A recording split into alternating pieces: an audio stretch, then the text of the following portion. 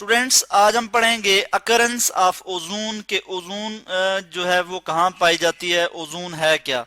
तो ओजोन जो है ये ऑक्सीजन की एलोट्रॉपिक फॉर्म है। इसको हम O3 से रिप्रेजेंट करते हैं। O3 जो है वो इसका मॉलिक्यूलर फार्मूला है, O3। और O3 किसे कहते हैं? ये है जी हमारे पास ओजोन, ओजोन लेयर। और ये कहाँ पाई जाती है? ये स्ट्रेटोस्फेरिक रीजन में पाई जाती है। हमारी एटमॉस्फेयर में जो स्ट्रेटोस्फेरिक रीजन है वहां पे पाई जाती है। इस पे हम डिटेल में बात करेंगे। यहाँ पे हम आपको बता दें कि ओजोन जो है इसका कलर क्या है जी, ये ब्लू गैस है। ये ब्लू कलर की गैस होती है। ब्लू गैस मैं यहाँ लिख लेता हूँ। और उसके बाद इसका जो मॉलिक्यूलर फार्मूला है वो O3 है। और इसका अगर हम मोलर मास देखें, यानी जो इसका मॉलिक्यूलर मास है वो है जी 48 ग्राम, 48 ग्राम पर मोल। ठीक है, यानी इसमें एक ऑक्सीजन जो है, ऑक्सीजन को अगर हम देखें पीरियोडिक टेबल में तो O से हम रिप्रेजेंट करते हैं। और इसका जो एटॉमिक नंबर है वो 8 है। और जो इसका एटॉमिक मास है वो है 16। तो 16 को जब हम मल्टीप्लाई करते हैं 3 से तो हमारे पास 48 आ जाता है। तो 48 ग्राम पर मोल जो है वो इसका मास है जी। ग्राम पर मोल ये यूनिट है मास को मेजर करने की। यहाँ पे हम देख लें, जैसे हम देखते हैं कि हम आटा, चीनी या इस तरह की कोई चीज है जो हम घरों में लाते हैं खाने के लिए, तो उसको हम मेजर करते हैं किलोग्राम में। तो इसी तरह जो है मास को मेजर करने के लिए हम यहाँ पे जो यूनिट लिखते हैं ग्राम पर मोल। और इसके बाद हम देखते हैं कि ओजोन जो है, ओजोन किसने डिस्कवर की? तो ये एक साइंटिस्ट थे, जर्मन साइंटिस्ट थे। और उनका नाम क्या था जी? उनका नाम था स्कनबीन। ठीक है, और ये मैं यहाँ लिख लेता हूं SCHONBEIN, स्कनबिन। स्कनबिन थे। और इन्होंने कब किया जी? इन्होंने डिस्कवर किया ओजोन को और 1840 में, 1840 में जो है स्कनबीन जो एक साइंटिस्ट थे, इन्होंने ओजोन को जो है वो डिस्कवर किया। ओजोन क्या है? ओजोन का जो वर्ड है ये ग्रीक वर्ड है। और ये किससे निकला है? ओजुएटर से निकला है। OZOATERR,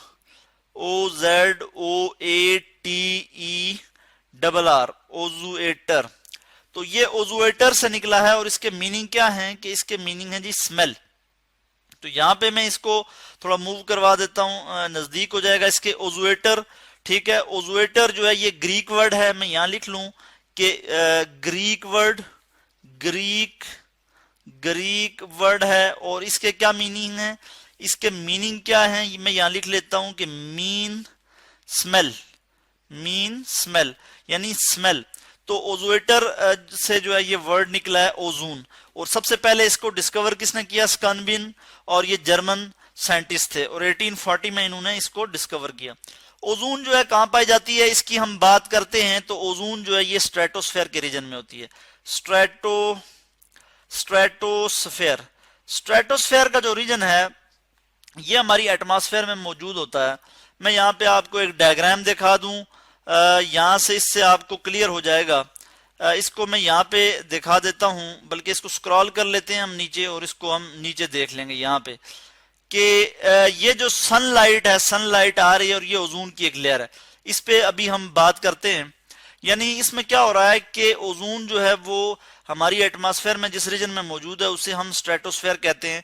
और एटमॉस्फेयर क्या है कि हमारी जमीन के गिर्द डिफरेंट गैसेस का मिक्सचर है, डिफरेंट गैसेस हैं, उन्होंने हमारी जमीन को जो है वो सराउंड किए हुए है। तो वो जो उन्होंने सराउंड किए हुए है वो एक किस तरह से सराउंड किए हुए है कि जिस तरह से एक एनवेलप होता है, एनवेलप में लेटर जो है एनक्लोज होता है, इसी तरह से हमारी जमीन के गिर्द डिफरेंट गैसेस मौजूद हैं। तो इसको हम कहते हैं एटमॉस्फेयर, यानी जो हमारी फजा है। तो उसमें एक रीजन है जिसे हम स्ट्रेटोस्फेयर कहते हैं और वहां पे ओजोन मौजूद है। यहाँ पे आप देख सकते हैं कि ये जो है ओजोन का रीजन है। और सनलाइट से कुछ रेज आ रही हैं, यूवी रेज, जो कि ये लिखा हुआ है एब्जॉर्ब, यानी ओजोन लेयर क्या करती है कि उन रेज को एब्जॉर्ब करती है। ओजोन का जो मेन फंक्शन है वो ये है कि ये यूवी रेज जो सन से आती हैं, यूवी मैंने लिखा है यानी ultra violet rays. Ultra violet rays जो सन से आती हैं उनको जो है ओजोन एब्जॉर्ब करती है और जमीन तक नहीं आने देती। यूवी रेज जो है ये हार्मफुल रेडिएशंस होती हैं, हार्मफुल हार्मफुल रेडिएशंस होती हैं, और ये अगर जमीन पे आएंगी तो ह्यूमन लाइफ को और उसके बाद प्लांट्स को और उसके बाद एनिमल्स को जो है वो डिस्ट्रॉय करेंगी। ठीक है, तो ये जो है ये हार्मफुल होती हैं। तो ओजोन का जो मेन काम है वो इन रेज को एब्जॉर्ब करना है। इन रेज को जो है वो ओजोन एब्जॉर्ब करती है, और ओजोन जो है वो क्या है यानी O3 है। और मैंने कहा ये ओजोन जो है वो एलोट्रॉपिक फॉर्म है ऑक्सीजन की। ऑक्सीजन जो है यानी O जो पीरियोडिक टेबल में आप देखते हैं जिसको कि O से रिप्रेजेंट होता है, तो ऑक्सीजन की जो एलोट्रॉपिक फॉर्म है वो ओजोन है जी। एलोट्रॉपिक फॉर्म किसे कहते हैं? ALLOTROPIC, एलोट्रॉपिक फॉर्म या एलोट्रॉप। एलोट्रॉपी कहते हैं कि जब कोई भी एलिमेंट 2 और मोर देन 2 डिफरेंट फॉर्म में पाया जाए तो इस प्रॉपर्टी को हम कहते हैं एलोट्रॉपी फॉर्म है। यानी ऑक्सीजन जो है वो O2 में भी पाया जाता है, O2 डाइएटॉमिक ऑक्सीजन जो है O2। इसी तरह O3 जो है जिसकी हम बात कर रहे हैं कि ओजोन है, O3 ओजोन। तो ये क्या है? ये एलोट्रॉपिक फॉर्म है ऑक्सीजन की। इसको मैं ऐसे रिप्रेजेंट कर देता हूं यहाँ पे कि ये ऑक्सीजन की जो है ये एलोट्रॉपिक फॉर्म है जी। तो ओजोन का हमें पता लग गया कि ओजोन की अकरेंस क्या है। उसके बाद ओजोन जो है सी में भी मौजूद है, सी में भी मौजूद होता है। और किस वजह से कि फ्लोरीन और वाटर के कुछ रिएक्शंस होते हैं जिसकी वजह से ओजोन प्रोड्यूस होती है सी में, मगर वो कम मिकदार में होती है। इसके अलावा हमने देखा कि ओजोन कहाँ पाई जाती है? जिस स्ट्रेटोस्फेयर के रीजन में मौजूद है। और ये क्या है? ये ऑक्सीजन की एलोट्रॉपिक फॉर्म है। और इसको किसने डिस्कवर किया, इस पे हमने बात की। इसमें एक चीज और हम बात कर लेते हैं कि ओजोन जो है ये बहुत ज्यादा रिएक्टिव होती है, बहुत ज्यादा रिएक्टिव होती है, और इजीली जो है वो ये और अनस्टेबल होती है, और ये रेडिली जो है ये रिएक्ट कर जाती है या डिसोसिएट हो जाती है। यानी इसकी अगर हम डिसोसिएशन को देखें तो O3 है हमारे पास, O3।